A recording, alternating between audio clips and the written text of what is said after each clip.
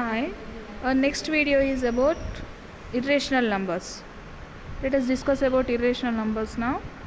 A real number irrational number q dash or s is called irrational number if it cannot be written in the form of p by q, and where p and q are non-negative integers and q is not equal to 0. For example, root 2, root 3, root 5, root 15, pi and so on. If you consider one decimal point like 0.101, 001, 001 and so on, etc. These are irrational numbers. Next, root p is irrational where p is prime or not a perfect square, imperfect square. P can be imperfect square in the sense we cannot find square root of that number. So let p be a prime number if p divides a square, where a is a positive integer, then p divides a also. This is one more statement. Let p be a prime number if it divides a square, then p also divides a. So let us see about this proof of this statement. Let a be any positive integer, then prime factorization of a is equals to p1, p2 and so on, product of some prime numbers. p1, p2 and so on are prime numbers. Therefore a square is equals to, we multiply them, p1, p2, p and so on, pn into p1, p2 and so on, pn, then we get p1 square, p2 square, pn square. Given that p divides a square,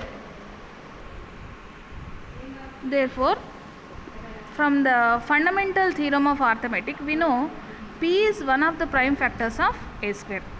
We realize that the only prime factors of a square are p1, p2 and so on, pn. So p is one of these prime numbers, prime factors p1 and so on, pn.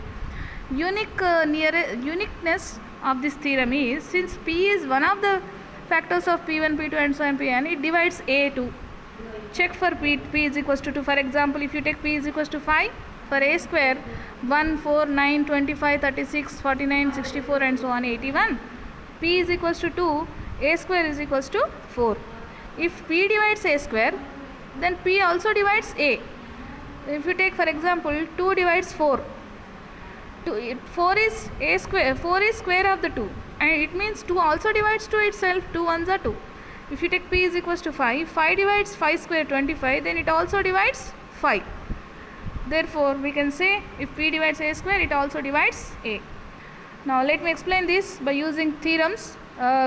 Without actual division, later we can know whether it is a terminating decimal or non-terminating decimal. 16 by 125, when you factorize them 5 into 5 into 5 as 5 cube, it is terminating decimal. If you take next one 41 by 75, it is not non-terminating. Why I am saying it is non-terminating? There is a number called 3 which is other than 2 and 5. If you find numbers other than 2 and 5, then that is non-terminating repeating decimal. Thank you.